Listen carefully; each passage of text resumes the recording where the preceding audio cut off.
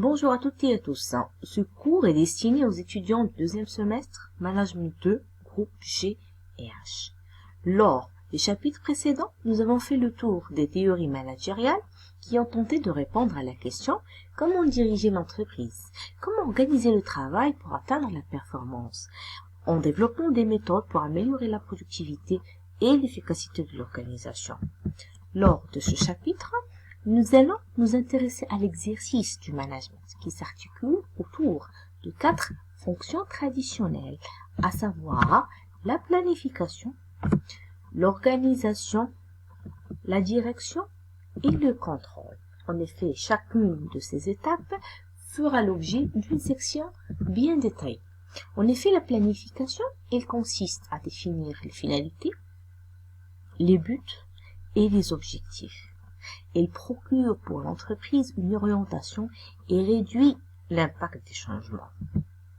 L'organisation, il s'agit du choix d'une structure. Qui fait quoi?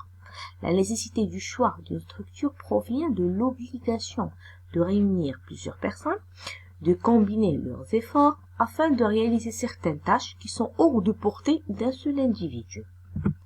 La direction, la partie, pour moi en fait, la plus cruciale de l'exercice du management.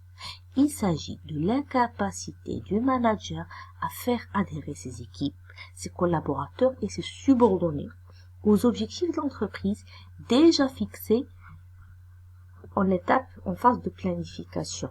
Justement, il faut impliquer l'ensemble des ressources humaines et cela va dépendre de son style, comme on va voir, de commandement et de direction.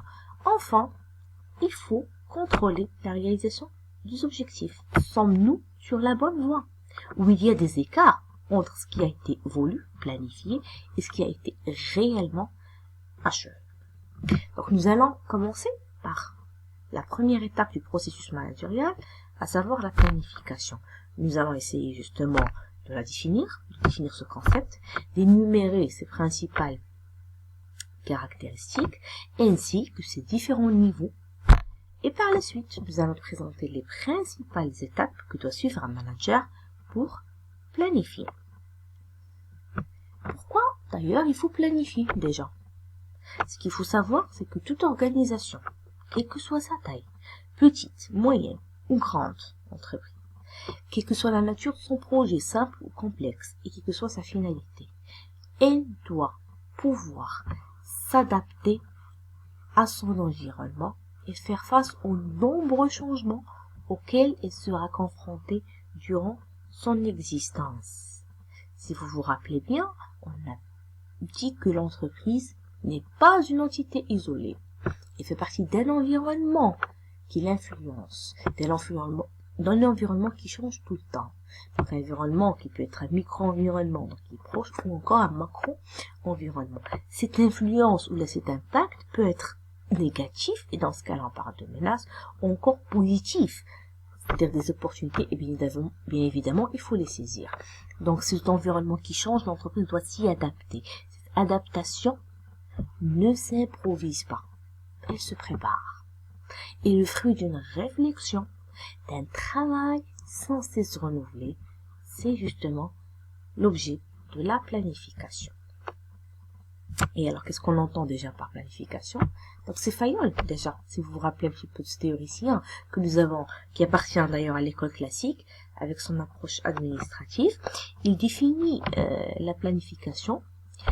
Pour lui, elle consiste à sélectionner des informations et à faire des hypothèses sur l'avenir. Alors, qu'est-ce que c'est qu'une hypothèse? C'est une proposition ou une explication que l'on se contente d'énoncer sans prendre position sur son caractère véridique, c'est-à-dire sans l'affirmer ou la nier. Il s'agit donc d'une simple supposition, donc une simple position sur l'avenir. Pourquoi? Pour définir les activités nécessaires qui vont permettre d'atteindre les objectifs escomptés par l'entreprise. Allez, prenons un exemple. J'ai par exemple comme hypothèse, le marché au sein duquel je vends le produit va croître de 2% cette année. Donc je vais fixer comme objectif d'augmenter le chiffre d'affaires de 5%. Donc pour atteindre cet objectif, j'aurai besoin des moyens. pour moi, je vais doubler la force de vente et je passerai d'une équipe de 3 personnes à une équipe de 6 personnes au milieu d'année. Bref, la planification, c'est un processus de définition des objectifs et d'élaboration des moyens pour les atteindre. Alors, quelles sont ces caractéristiques? Tout d'abord, la planification est définie dans le temps. Dans le temps, c'est-à-dire elle peut être à court terme, et le court terme généralement c'est jusqu'à un an. Par exemple, planifier un plan de vente. Ça peut être un moyen terme, donc entre 2 à 4 ans. Exemple, planifier l'implantation d'un site, ouvrir de nouvelles usines dans d'autres pays, par exemple, ou encore le long terme. C'est généralement au-delà de 5 ans. Par exemple, diversifier son activité, lancer de nouveaux produits. Deuxième caractéristique, ça va de soi, hein, la planification porte sur un objectif.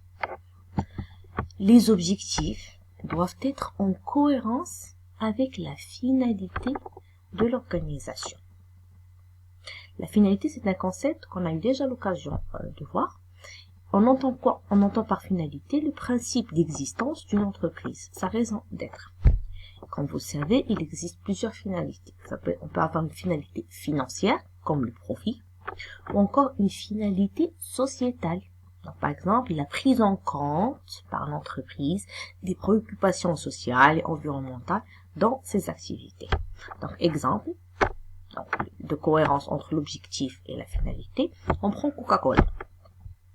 Donc Coca-Cola, elle a comme finalité sociétale la lutte contre le réchauffement climatique. Et on sait que ce réchauffement climatique est causé principalement par des émissions qu'on appelle les émissions de gaz à effet de serre. Donc pour justement atteindre cette finalité, Coca-Cola a fixé comme objectif de réduire de 40% la consommation utilisée dans ses usines pour fabriquer 1 litre de boisson. D'accord? Et la troisième dernière caractéristique, c'est la formalisation. La planification est plus ou moins formalisée. Ça veut dire que je dois avoir des réunions ponctuelles entre les responsables et une certaine mobilisation permanente si j'ai un comité de planification. Maintenant, on passera au niveau de la planification. Et là, ça va nous rappeler un petit peu les niveaux de la prise de décision, si vous vous rappelez. On a toujours fait la distinction dans une entreprise entre le niveau stratégique et le niveau opérationnel. Également dans la planification, il faut faire la différence entre le plan stratégique et le plan opérationnel qui représentent les deux niveaux de la planification. Le plan stratégique, il exprime les orientations de politique générale de l'entreprise.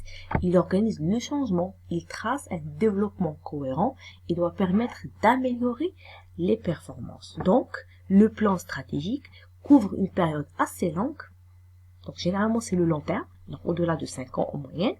Il concerne tout ce qui est des thèmes génériques et il inclut la formalisation ou la formulation des objectifs.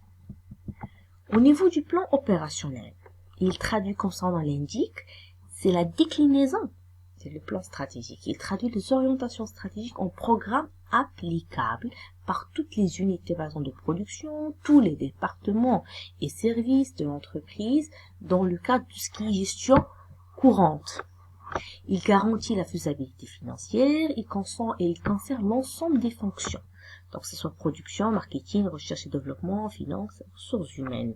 Il couvre donc des périodes plus courtes. Donc, un plan opérationnel peut être mensuel, hebdomadaire, ou même parfois donc quotidien. Il concerne des points spécifiques. La question qui se pose maintenant, c'est de savoir comment planifier. Encore le processus de planification.